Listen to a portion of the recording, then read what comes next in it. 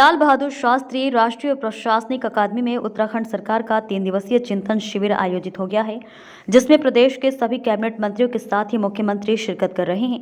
इस चिंतन शिविर को लेकर प्रदेश सरकार खासा आत्मविश्वास में दिखाई दे रही है और इससे प्रदेश की दिशा तय करने की उम्मीद जताई जा रही है।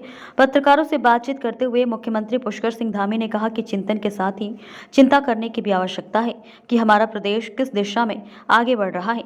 उन्होंने कहा कि आगे आने वाले समय में इस चिंतन शिविर के माध्यम से रोड मैप तैयार किया जाएगा। अर्थव्यवस्था, जीएसटी अधिकारियों और नेताओं का दूरदराज के क्षेत्रों में प्रवास के भी कार्यक्रम तय किए जाने हैं। उन्होंने कहा कि जिस प्रकार से उत्तर प्रदेश के समय में लखनऊ से योजनाएं तैयार की जाती थी, उसको भी ध्यान में रखकर कार्य किया जा रहा है। उन्होंने कहा कि योजनाएं सिर्फ देहरादून तक ही सीमित न हो और यह दूरदराज के क्षेत्रों में भी लागू की जा सके, इसके लिए भी चिंतन शिविर में वार्ता की जाएगी। मुख्यमंत्री ने कहा कि उत्तराखंड 2025 में देश के आदरणीय राज्यों में शामिल होगा, उसके लिए भी प्रयास किए जा रहे हैं। उन्होंने कहा कि चिंतन शिविर से अमृत निकलेगा जो राज्य की दिशा तय करेगा, साथ ही अधिकारियों और सभी मंत्रियों के लक्ष्य तय किए जाएंगे। ये चिंतन शिविर उत्तराखंड के समस्त पहलुओं को ध्यान में रखकर कैसे हमारा राज्य अगले आने वाले 5 सालों में 10 सालों में इसका रोड मैप बने, किस प्रकार से यहाँ की अर्थव्यवस्था आगे बढ़े, यहाँ की जीएसडीपी में ग्रोथ हो, यहाँ के लोगों का जीवन स्तर ऊपर उठे, हमारे अधिकारी गणों का ठीक प्रकार से जगह जगह पर प्रवास हो, हमारे सभी नेताओं का प्रवास हो, मंत्रियों का प्रवास हो दूर दराज के इलाकों में।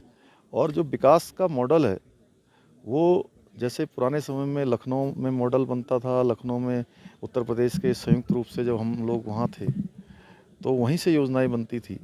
अब केवल देहरादून बेस्ड न बने बल्कि हमारे सीमावर्ती क्षेत्रों में बने और सबकी जवाबदेही तय हो और जो मूल्यांकन हो वो इस बात पर हो कि कितने रिजल्ट निकले हैं, कितना किसने परफॉर्म किया है, किसने अच्छा काम किया है, आउटपुट दिया है। और सभी को चिंतन के साथ यहाँ चिंता भी करनी होगी कि राज्य हमारा देश के श्रेष्ठ राज्यों में बने, हमारा 2025 में हम अग्रणी राज्यों में शामिल हों।